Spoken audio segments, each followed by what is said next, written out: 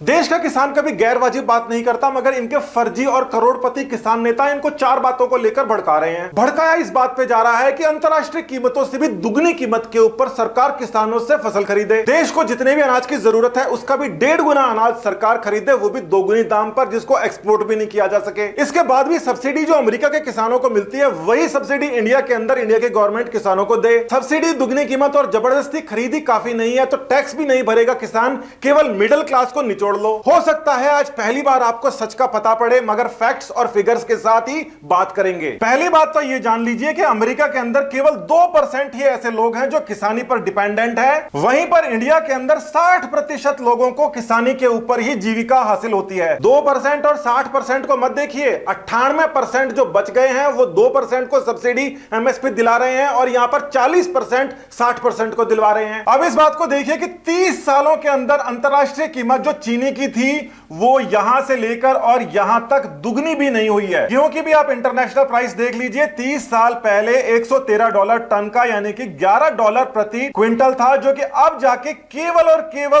$23 प्रति क्विंटल हुआ है। 2 गुना ही अंतर पड़ा है। दूध की रेट अगर आप देखोगे तो अंतरराष्ट्रीय कीमतों में यहां से यहां तक गिर चुकी है और इस समय 22 रुपए के अंदर जितने टन आपको दूध चाहिए आप इंपोर्ट कर लीजिए। अगर आपको किसी चीज को एक्सपोर्ट करना है तो आप उसको इंपोर्ट करने से नहीं रोक सकते। 1991 के अंदर डब्ल्यूटीओ के अंदर इंडिया ने साइन कर दिया था। मनमोहन जी फाइनेंस मिनिस्टर थे और पीवी नरसिम्हा राव जी थे जिन्होंने जाकर साइन किया था। अब देखिए, समझने के लिए हम अमेरिकी डॉलर और इंडियन रुपी के बीच का जो ट्रेंड है उसको एमएसपी के साथ में कंपेयर करेंगे और देखेंगे कि यह सिचुएशन पहुंची कैसे। बात असल में यह है कि फूड ग्रेन्स के अंतरराष्ट्रीय भाव को डेवलप्ड कंट्रीज ने कंट्रोल कर रखा है और वो इसको बढ़ने नहीं देते। और वो इसलिए बढ़ने नहीं देते क्योंकि 98% पॉपुलेशन से जो टैक्स कलेक्शन होता है उससे 2% का गुजारा चलाते हैं और कहते हैं कि हमारा यहां पर ये फूड ग्रेन सस्ता है तो मार्केट के अंदर महंगा नहीं होना चाहिए। गवर्नमेंट को चुनाव जीतकर सरकार बनानी होती है। उसने हमेशा कहा कि किसानों के लिए हमने इस साल 4%, 5%, 7% एमएसपी को बढ़ा दी, जबकि असलियत क्या है वो अभी आपको पता पड़ जाएगा कि एमएसपी केवल उतनी ही बढ़ाई गई जितना रुपया गिरा और कुल मिला के वो इंटरनेशनल भाव के हमेशा बराबर रखी गई जब से एमएसपी आई है तब से। तो ये जो ट्रेंड आपको दिखाई दे रहा है ये डॉलर और रुपए के बीच का ट्रेंड है।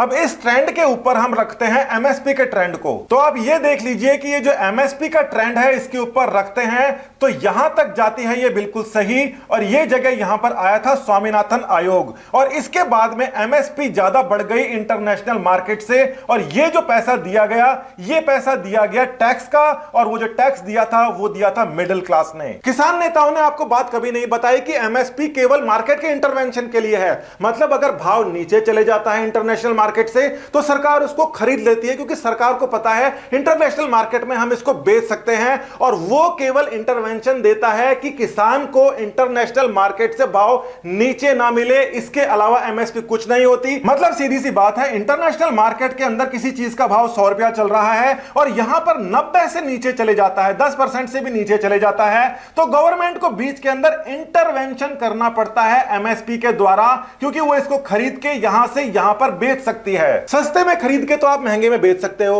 और जितने में खरीदी है उतने में भी बेच सकते हो, मगर ज्यादा में खरीद के और घाटे में अगर आप बेचोगे तो पैसा कौन देगा? टैक्स पेयर देगा, जो कि केवल 40% है। अब सब्सिडी की बात है वो तो सबको पता है, 60% लोगों को सब्सिडी देनी है, यहां पर केवल 2% लोगों को सब्सिडी देनी है। और यहां पर कई सारे बड़े उद्योगपति हैं जिनका जो रेवेन्यू है वो इतना ज्यादा है कि इस 2% को बड़े मजे के अंदर ये दे सकते हैं। इंडिया के अंदर बड़े उद्योगपति बन नहीं रहे हैं और जो बन रहे हैं उनके खिलाफ साजिश चल रही है। उद्योग बढ़ेंगे, गवर्नमेंट के पास में पैसा आएगा, रिटर्न्स आएंगे, फॉरेन करेंसी से रिटर्न मिलेगी, मगर इंडिया के अंदर उद्योगपतियों के खिलाफ साजिश कर रहे हैं करोड़पति किसान नेता दूसरी जगह से फंडिंग लेके। अब जो एमएसपी खरीद की बात है उसके अंदर यह बात है कि लोकल क्रॉप का प्रोडक्शन होता है और कंजम्पशन होता है।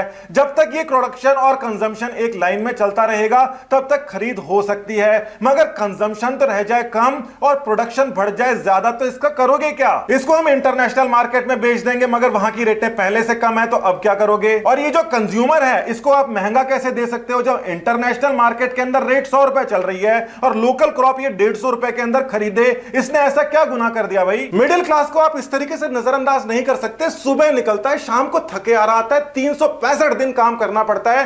किसानी भी कमजोर चीज नहीं है, मगर 150 दिन के ऊपर किसानी कहां पे होती है? बाकी बाकी टाइम तो फसल खड़ी रहती है। अब ये जो व्यवस्था है इसके लिए पूरा का पूरा देश एकजुट होकर आगे बढ़ रहा है।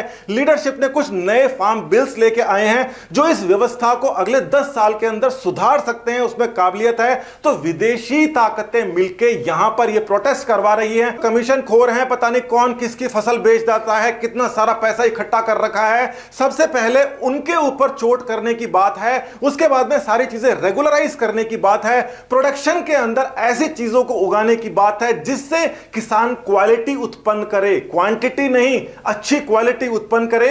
उसी के लिए यहां पर इतने सारे रिफॉर्म्स आए हैं। और जैसे बड़े बड़े उद्योगपति अमेरिका या डेवलप्ड कंट्रीज के अंदर होते हैं जो रेवेन्यूज इकट्ठा करके अपने वहां लेके जाते हैं, यहां पर हमें बड़े उद्योगपतियों को, खासकर ऐसे उद्योगपति जो टाटा, बिरला, अंबानी, अदानी हैं, इनको हमें बचा के रखना है, इनको सपोर्ट करना है। ये जितना ग्रो करेंगे उतना ही ज्यादा हमारा उद्योग ग्रो करेगा और हम आगे बढ़ पाएंगे। इसके अलावा हमारे पास में जो चारा है, सारी की सारी कैलकुलेशन आप देख चुके हो। बहुत बहुत धन्यवाद, नमस्कार, जय हिंद, जय किसान, जय जवान।